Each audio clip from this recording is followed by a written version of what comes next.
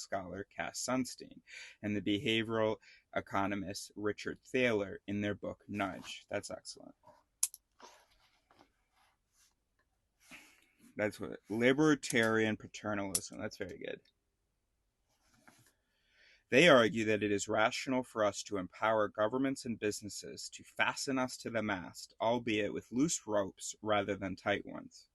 Informed by research on human judgment, experts would engineer the choice architecture of our environments to make it difficult for us to do tempting, harmful things like consumption, waste, and theft. I know this kind of sounds scary, but our institutions would paternalistically act as if they know what's best for us while leaving us the liberty to untie the ropes when we are willing to make the effort, which in fact few people exercise. When we are willing to make the effort to what? To like resist temptation? Or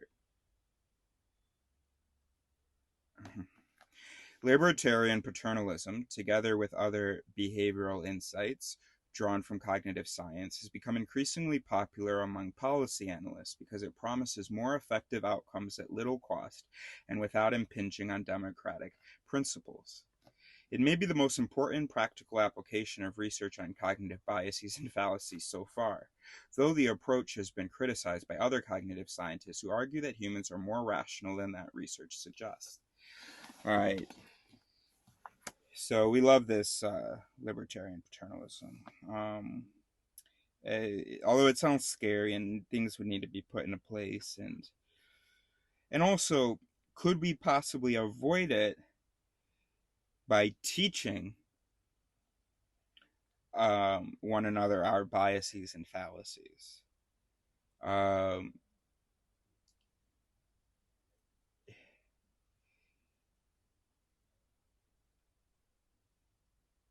Was there ever in the Odyssey, was there ever a guy who was able to resist the siren's songs by having other mechanisms installed internally?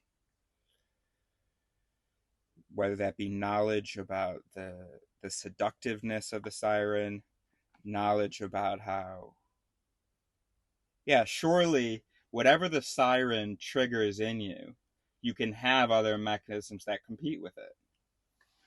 So, maybe we don't need libertarian paternalism. Maybe we can, maybe we can just teach each other about how the brain works. But of course, as you know from my interviews, people don't really want to know. Okay, section, rational ignorance. While Odysseus had himself tied to the mast and rationally relinquished his option to act, his sailors plugged their ears with wax and rationally relinquished their option to know. At first this seems puzzling. One might think that knowledge is power and you can never know too much. Yeah, if you think you're rational and have perfect mechanisms. Just as it's better to be, we're on page 57, just as it's better to be rich than poor, because if you're rich, you can always give away your money and be poor. You might think it's always better to know something because you can always choose not to act on it. But in one of the paradoxes of rationality, that turns out not to be true. Sometimes it really is rational to plug your ears with wax. Ignorance can be bliss, and sometimes what you don't know can't hurt you. Hopefully, besides just these words that he's using here, he's going to use some words that tell us why. But in case he doesn't, let me tell you why. Because if you have critical recognition, you know that you need external mechanisms because your current internal mechanisms would be seduced to death by the siren song. So the mechanisms that before the seduction happens, as he said, there are mechanisms that know about the coming seduction and that can, knowing that none of the internal mechanisms will be able to resist once the seduction starts, well, can preempt that. Well, like he said, yeah. Right. An obvious example is the spoiler alert. We take pleasure in watching a plot unfold, including the suspense, climax, and denouement, and may choose not to spoil it by knowing the ending in advance. Sports fans who cannot see a match in real time and plan to watch a recorded version later will sequester themselves from all media and even from fellow fans who might leak the outcome in a subtle tell. Many parents choose not to learn the sex of their unborn child to enhance the joy of the moment of birth. In these cases, we rationally choose ignorance because we know how our own involuntary positive emotions work, and we arrange events to enhance the pleasure they give us. That's great. That's great. And that's actually a piece of critical recognition that people do have. Knowing that our mechanisms sometimes enjoy surprises. So that's great. Let's see where he goes with it next. And whether it's about, how if you don't, about how your mechanism, your internal irrational mechanisms, because this is an example of how we rationally sort of use our any critical recognition that we have. No, either way it'll be rational. But what I'm saying is, are you admitting that there is a fault with your internal mechanisms, and that's why you're rationally avoiding whatever? Okay. By the same logic, we can understand our negative emotions and starve ourselves of information that we anticipate would give us pain. All right, so we're getting closer. Many consumers of genetic testing know that they would be better off remaining ignorant of whether the man who calls himself their father is biologically related to them. Many choose not to learn whether they have inherited a dominant gene for an incurable disease that killed a parent, like the musician Arlo Guthrie, whose father, Woody, died of Huntington's. There's nothing they can do about it, and knowledge of an early and awful death would put a pall, is that right, over the rest of their lives. For that matter, most of us would plug our ears if an oracle promised to tell us the day we will die. And some wouldn't. And some people who wouldn't, could be rational. But some other people who wouldn't plug their ears, that could be a lack of sort of understanding of the self, and they could end up being destroyed by that information. But sure, I mean, there are some people who I guess it would be rational for them to know, and the way their mechanisms are, they actually would benefit from that information. I don't know how you would know ahead of time, but anyway. We also preempt knowledge that would bias our cognitive faculties. All right, we're getting really close now, except to talk about modern examples. I'm sure they're gonna. We'll see. Oh my God. We also preempt knowledge that would bias our logical faculties, cognitive faculties. Juries are forbidden to see inadmissible evidence from hearsay, forced confessions, or warrantless searches, the tainted fruit of the poison tree, because human minds are incapable of ignoring it. Is it only in TV that there's the strike from the record thing? Because that has always driven me crazy. A jury will hear something, and then the judge will be like, oh, you know what, strike that. Anyway, we're on page 58. Good scientists think the worst of their own objectivity and conduct their studies double blind, choosing not to know which patients got the drug and which the placebo. They submit their papers to anonymous peer review, removing any temptation to retaliate after a bad one, and with some journals redact their names so the reviewers can't indulge the temptation to repay favors or settle scores. Or just a simple authority bias, bro. Oh, it's Steven Pinker that wrote this. One of your mechanisms has just been sitting there waiting. Is it Steven Pinker? If so, slap the authority dude. And there's another one. If it's this guy, slap the authority dude. If it's this guy, slap the authority it. And then that authority, once it's slapped, it goes, all right, well, if I'm slapped, then validate whatever is being said. An authority has said it. That's how we evolved. That authority has some weight, even when it shouldn't. Rationally speaking, or just because, even if it's Steven Pinker's field of expertise, we want to actually be sure to review what he's actually said, because even Steven Pinker can be wrong about shit. All right, cool. In these examples, rational agents choose to be ignorant to game their own less than rational biases, their less than rational its.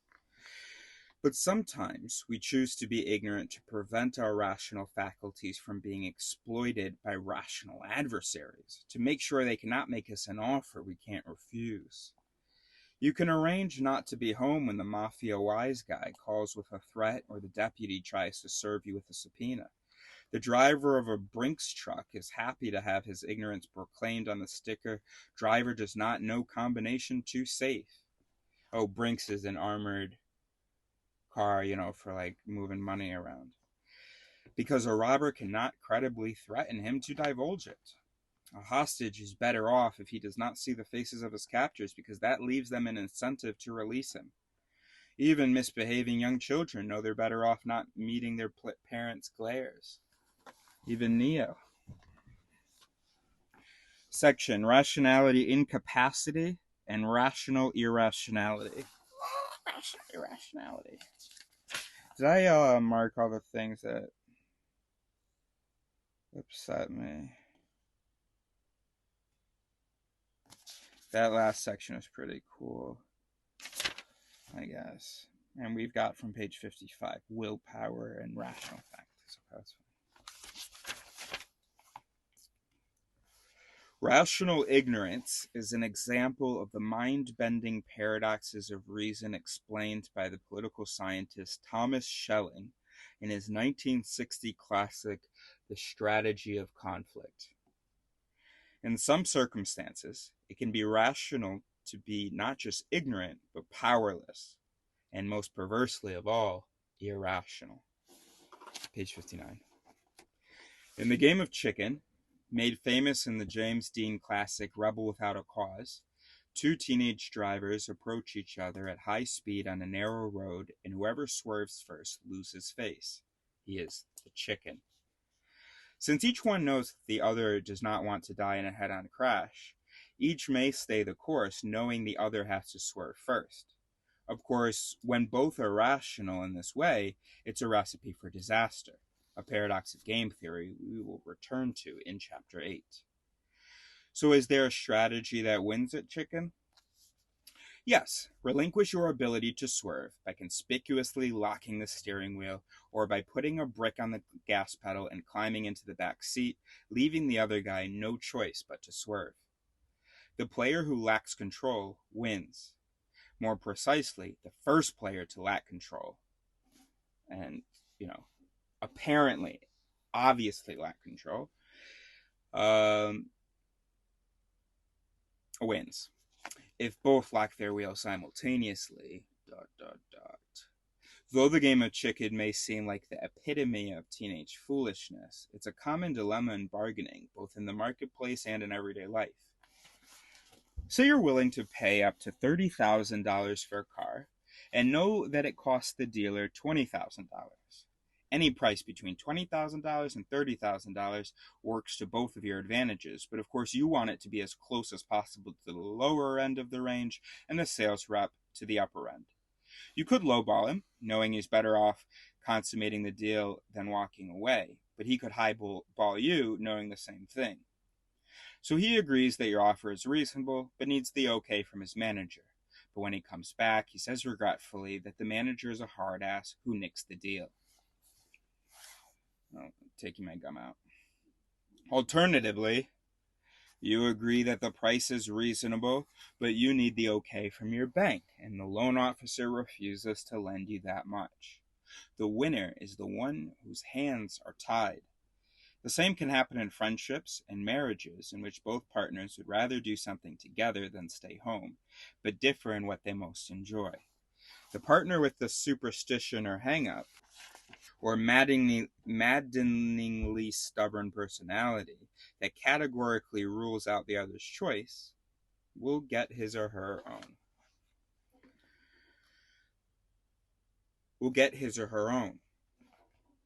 Threats are another arena in which a lack of control can afford a paradoxical advantage.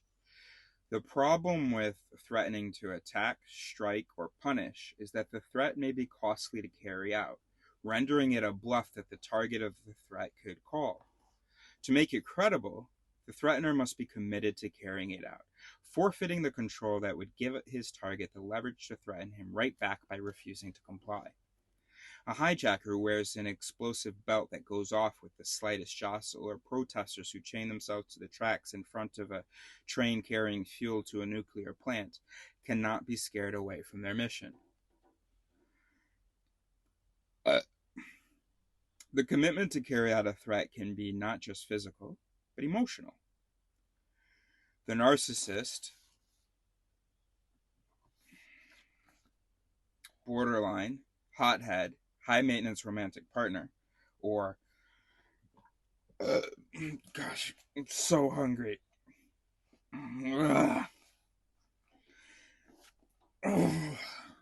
Why should I have terrible hunger pains in the morning because I eat super late at night? It'll pass. The narcissist, borderline, hothead, and also gets me out of bed, so it's nice.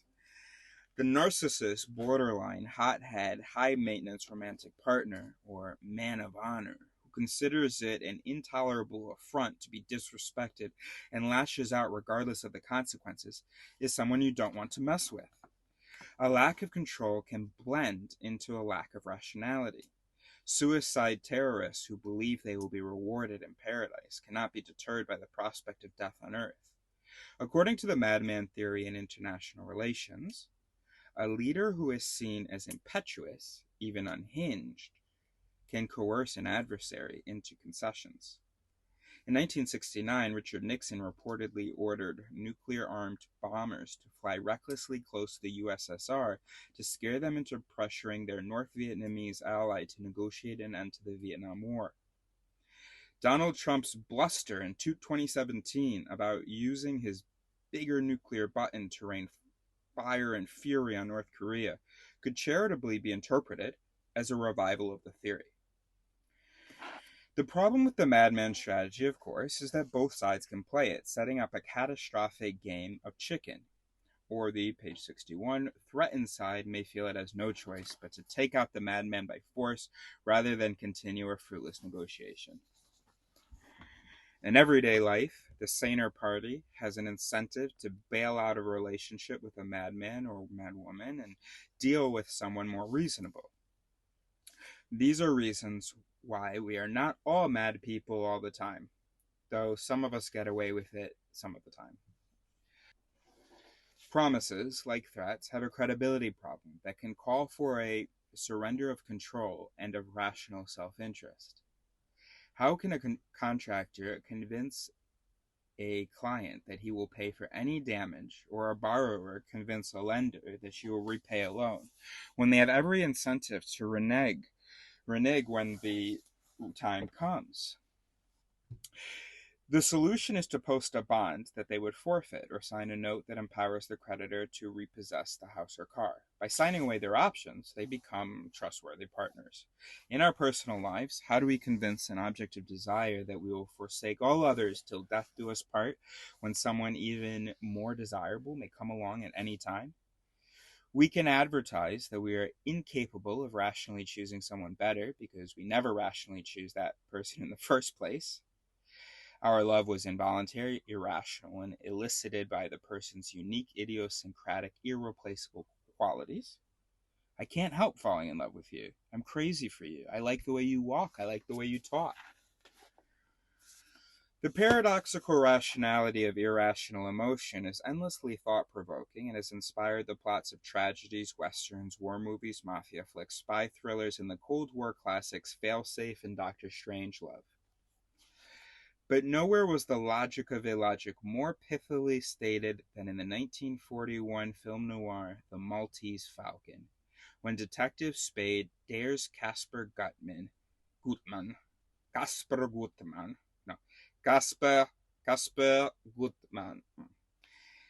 Gutman's henchmen to kill him, knowing they need him to find the jewel-encrusted falcon.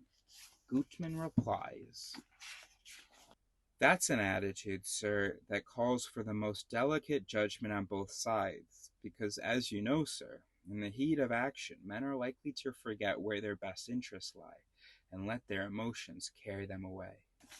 So we're going to at least be starting the section taboo. Can certain thoughts be not just strategically compromising, but evil to think? This is the phenomenon called taboo, from a Polynesian word for forbidden. The psychologist Philip Tetlock has shown that taboos are not just customs of South Sea Islanders, but active in all of us. Tetlock's first kind of taboo, the forbidden base rate, arises from the fact that no two groups of people, men and women, blacks and whites, Protestants and Catholics, Hindus and Muslims, Jews and Gentiles, have identical averages on any trait one cares to measure. Technically, those base rates could be plugged into actuarial formulas and guide predictions and policies pertaining to those groups. To say that such profiling is fraught would be an understatement. We will look at the morality of forbidden base rates in the discussion of Bayesian reasoning in Chapter 5. A second kind is the taboo trade-off. Resources are finite in life, and trade-offs are unavoidable. Since not everyone values everything equally, we can increase everyone's well-being by encouraging people to exchange something that is less valuable to them for something that is more valuable. But countering this economic fact is a psychological one. People treat some resources as sacrosanct and are offended by the possibility that they may be traded for vulgar commodities like cash or convenience, even if everyone wins. Page 63. Organs for donation are an example. No one needs both their kidneys, while 100,000 Americans desperately need one. That need is not filled either by posthumous donors, even when the state nudges them to consent by making donation the default, or by living altruist. If healthy donors were allowed to sell their kidneys, with the government providing vouchers to recipients who couldn't afford to pay, many people would be spared financial stress, many others would be spared disability and death, and no one would be worse off. Yet most people are not just opposed to this plan, but offended by the very idea. Rather than providing arguments against it, they are insulted even to be asked. And that's Shope's, right? Shope, of course, that means when it triggers downvotes in your mind. And it does. I'm 100% an organ donor, and I'll never, renege on that. Absolutely, take everything in here that. Fortunately, I feel guilty for smoking so much. But all right, but it still feels weird. Switching the payoff from filthy lucre to wholesome vouchers, say for education, healthcare, or retirement, softens the offense but doesn't eliminate it. People are equally incensed when asked whether there should be subsidized markets for jury duty, military service, or children put up for adoption, ideas occasionally bruited by naughty libertarian economists. All right, we'll stop there. That's been a lot of fun.